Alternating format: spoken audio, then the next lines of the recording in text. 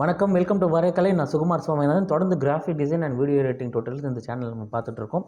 இந்த சீரீஸில் Adobe InDesign for beginners, ஒரு இன்டிசைனை ஒரு அறிமுக நிலைமையில் இருக்கிறவங்க எப்படி கற்றுக்கலான்றதுக்கு நம்ம படிப்படியாக சொல்லி கொடுத்துறோம். இந்த வீடியோ நீங்கள் இப்போ தான் பார்க்குறீங்கன்னா, இதுக்கு முன்னாடி இருக்கிற 5 வீடியோவும் பார்த்துட்டு வந்தீங்கன்னா, அதில் இருக்கிற எக்ஸசைஸ் நீங்கள் ப்ராக்டிஸ் பண்ணிட்டு வந்தீங்கன்னா உங்களுக்கு ரொம்ப உதவியாக இருக்கும். இந்த வீடியோவில் நம்ம அடோப் இன்டிசைனில் டெக்ஸ்ட் ஃப்ரேம்ஸ் எப்படி நம்ம ஹேண்டில் பண்ணுறது சுருக்கமாக பார்க்க போகிறோம். லேட்டர் ஸ்டேஜில் நம்ம விரிவாக பார்க்கலாம். இல்லை உங்களுக்கு தேவைப்பட்டால் நீங்கள் 1-to-1 டைரக்ட் கோச்சிங்கும் நான் வழங்கிட்டு இருக்கேன். நீங்கள் என்ன அணுகலாம். அடோப் இன்டிசைனில் டெக்ஸ்ட் ஹேண்டில் பண்ணுறதுக்கு முதல்ல நம்ம செய்ய வேண்டிய விஷயம், இங்கே டூல் பாரில் டி அப்படின்னு ஒரு ஐக்கான் இருக்கும். அந்த டூலை நம்ம எடுத்துகிட்டு வந்து கிளிக் பண்ணி ட்ராக் பண்ணோன்னா நமக்கு ஒரு டெக்ஸ்ட் ஃப்ரேம் உருவாகும். அந்த டெக்ஸ்ட் ஃப்ரேமுக்குள்ளே தான் நம்ம டைப் பண்ண முடியும். இந்த ஃப்ரேமை நம்ம எக்ஸ்டெண்ட் பண்ணிக்கலாம், வேணும்னா சின்னதும் ஆக்கிக்கலாம். ஸோ இப்போ நம்ம டெக்ஸ்ட் ஃப்ரேம் வரைஞ்ச உடனே பார்த்திங்கன்னா இங்கே ஒரு கர்சர் பிளிங்க் ஆகுது. ஸோ இதை வந்து இங்கே நம்ம டைப் பண்ண ஆரம்பிக்கலாம் அப்படின்றதுக்கு அறிகுறி. ஸோ இந்த டெக்ஸ்ட் ஃப்ரேமுக்குள்ளே நம்ம என்ன டைப் பண்ணுறோமோ, இல்லை நம்ம கண்டென்ட் எங்கே இருக்கோ அதை காப்பி பண்ணி பேஸ்ட் பண்ணுறோமோ இந்த டெக்ஸ்ட்குள்ளே வரும். ஸோ நீங்கள் ப்ராக்டிஸ் பண்ணுறதுக்காக இங்கே டெக்ஸ்ட் ஃப்ரேம்னா ரைட் கிளிக் பண்ணிங்கன்னா உங்களுக்கு fill with place holder text அப்படின்னு வரும். நீங்கள் வரைஞ்ச டெக்ஸ்ட் ஃப்ரேமுக்கு ஏற்ற மாதிரி இங்கே வந்து உங்களுக்கு ஒரு டம்மி டெக்ஸ்ட் வந்து ஒரு டெம்ப்ளேட் டெக்ஸ்ட் வந்து ப்ளேஸ் ஆகும். இதை வச்சு நம்ம ப்ராக்டிஸ் பண்ணிக்கலாம். இல்லைனா நம்ம கண்டென்ட் வந்து வெளியேந்து எடுத்துக்கலாம். நான் ஒரு வெப்சைட்டில் கண்டென்ட் காப்பி பண்ணிக்கிறேன். டெக்ஸ்ட் செலக்ட் பண்ணிவிட்டு Ctrl+C காப்பி பண்ணிவிட்டு நம்ம இன்டிசைன் வந்து நம்ம வரைஞ்ச ஃப்ரேமுக்குள்ளே Ctrl+V கொடுத்தோடனே நம்ம டெக்ஸ்ட் வந்து காப்பி ஆகிடுச்சு. ஸோ இப்போ நம்ம கண்டென்ட் வந்து டெக்ஸ்ட் ஃப்ரேமுக்குள்ளே காப்பியாகி விழுந்துருச்சு. ஸோ நம்ம கண்டென்ட் எடிட் பண்ணுறதுக்கு நம்ம இதுக்குள்ளே கிளிக் பண்ணி நம்ம இதை டெலிட் பண்ணலாம், செலக்ட் பண்ணலாம், காப்பி பண்ணலாம், இதிலே நம்ம ரீப்ளேஸ் பண்ணலாம்.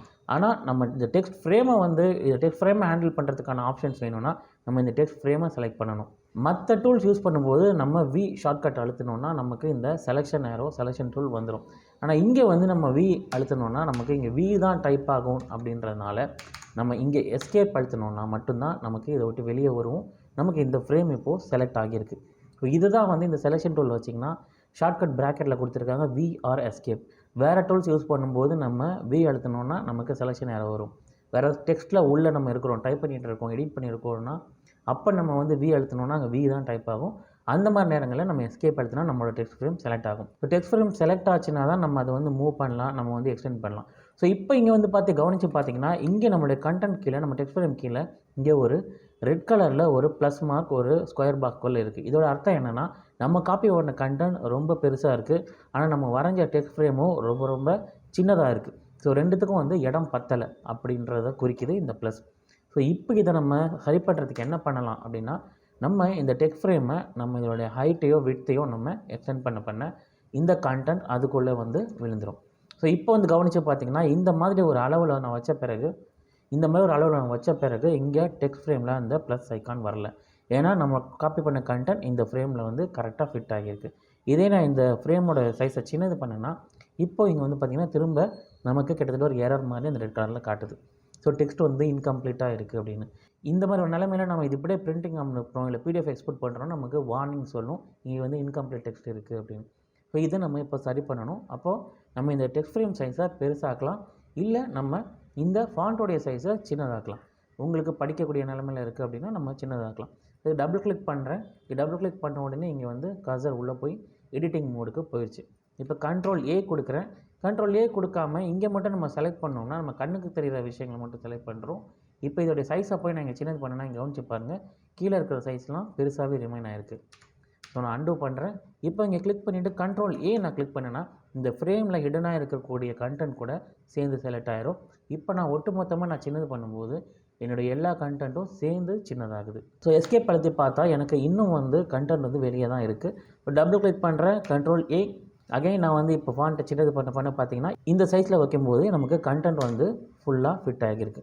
ஸோ இந்த மாதிரி சின்னது பண்ணியும் நம்ம கண்டென்ட்டை ஃபிட் பண்ணலாம். இல்லை உங்களுக்கு டெக்ஸ்ட் சைஸ் அப்படியே தான் இருக்கணும்னா நீங்கள் வந்து உங்களோட ஃப்ரேமை பெருசு பண்ணிக்கலாம். ஸோ இந்த 2 வழிவகைகள் இருக்குது. இன்னொரு மெத்தட் என்னென்னா, நமக்கு இந்த மாதிரி டெக்ஸ்ட் ஓவர்ஃப்ளோ ஆகி நிற்கும்போது நீங்கள் அந்த ஐக்கானை போய் கிளிக் பண்ணிங்கன்னா நம்ம கூடவே வந்து பேலன்ஸ் டெக்ஸ்ட் வரும் அப்படின்றத நோட் பண்ணுற மாதிரி நம்ம கர்சரில் வந்து ஒரு பேராகிராஃப் டெக்ஸ்ட் வரும். அந்த மாதிரி நேரத்தில் நம்ம போய் எங்கேயோ வரைஞ்சோம்னா நம்ம வரைகிறது இன்னொரு டெக்ஸ்ட் ஃப்ரேமாக ஆட்டோமேட்டிக்காக ஆகிடும். இங்கே இருக்கிற டெக்ஸ்ட்டோடைய பேலன்ஸ் நமக்கு அடுத்த ஃப்ரேமில் கண்டினியூ ஆகும். இதோட ரிலேஷனை நம்ம பார்க்குறதுக்கு Ctrl+Alt+Y ஷார்ட்கட் நம்ம ப்ரெஸ் பண்ணோன்னா நமக்கு இந்த மாதிரி ஒரு த்ரெட் காட்டும். இங்கே முடிகிற இடத்துலேருந்து இங்கே கண்டென்ட்டு கண்டினியூ ஆகுது அப்படின்னு நமக்கு சொல்லுது. இந்த ஃப்ரேமை நம்ம எங்கே தள்ளி எடுத்துகிட்டு போனாலும் வேறு பேஜில் போய் நம்ம இன்சர்ட் பண்ணாலும் அந்த த்ரெட் வந்து நமக்கு டினோட் பண்ணும். ஸோ இப்போ நான் இந்த ஃப்ரேமோடைய ஹைட்டை நான் சின்னது பண்ணுறேன் அப்படின்னா, இங்கே இருக்கிறதுக்கு ஏற்ற மாதிரி இங்கே நம்ம ஃப்ரேம் சைஸில் எங்கே வந்து டெக்ஸ்ட் கட் ஆகுதோ அதுக்கு அடுத்து நம்ம எங்கே ஃப்ரேம் போட்டிருக்கோமோ அங்கே போயிட்டு டெக்ஸ்ட்டு கண்டினியூ ஆகும். ஸோ இந்த இடத்துலையும் நமக்கு வந்து டெக்ஸ்ட் வந்து இடம் பத்தலை, ஒரு வேலை நம்ம இதை சின்னது பண்ணிட்டோம் அப்படின்னா இந்த இடத்துலேருந்து நம்ம முன்கூட்டியே இந்த கார்னரில் கிளிக் பண்ணி நம்ம இன்னொரு டெக்ஸ்ட் ஃப்ரேமை வரைஞ்சிக்கலாம். இப்போது இந்த இடத்துல நான் சின்னது பண்ண இங்கே இருக்கிற டெக்ஸ்ட் அந்த செகண்ட் இடத்துக்கு போயிட்டு அங்கேயும் இடம் பார்த்தாமல் நம்மளுடைய 3வது ஃப்ரேமுக்கு டெக்ஸ்ட் ஆட்டோமேட்டிக்காக வந்துகிட்டு இருக்குது. ஸோ இதை வந்து நம்ம டே டு டேயில் வந்து நம்ம நியூஸ் பேப்பர்ஸ் படிக்கும்போது, மேகசின்ஸ் படிக்கும்போது காலம் லிமிட்டாக போட்டிருப்பாங்க. ஒரு இடத்துல வந்து முடிகிறது, அடுத்த இடத்துல மேலே துவங்கும். இப்போ எனக்கு இந்த அடிஷ்னல் ஃப்ரேம்ஸ் தேவையில்லை அப்படின்னா நான் ஒன்றா டெலீட் பண்ணிட்டேன்னா என்னுடைய ஃப்ரேம் கிட்டேயே திரும்ப எல்லா கட்டட்டும் வந்துடும், திரும்ப இடம் இல்லை அப்படின்றத காட்டுது. ஸோ இப்போ நான் வந்து என்னுடைய A4ல் சிம்பிளாக நான் ஒரு லேஅவுட் சிம்பிளாக பண்ணுறேன் அப்படின்னா நான் இப்போ வந்து என்னுடைய டெக்ஸ்ட் ஃப்ரேமை மார்ஜினுக்கு ஈக்குவலாக நான் வந்து லேஅவுட் பண்ணி வச்சுருக்கேன். இப்போ வந்து நான் அப்படி வச்ச பிறகு டெக்ஸ்ட்டுக்கு இடம் இருக்குது, என்னுடைய டெக்ஸ்ட் ஃப்ரேம்லேயும் இடம் இருக்குது. ஸோ இப்போ இதை வந்து நம்ம ஒரு காலமாக ஆக்கணும், ஒரு நியூஸ் பேப்பர் லேஅவுட்டில் காலம் வர மாதிரி பண்ணணும் அப்படின்னா நம்ம ரைட் கிளிக் பண்ணலாம் அந்த டெக்ஸ்ட் ஃப்ரேமை. அப்போது டெக்ஸ்ட் ஃப்ரேம் ஆப்ஷன்ஸ் அப்படின்னு வரும். இங்கே பார்த்தீங்கன்னா Ctrl+B ஷார்ட்கட்.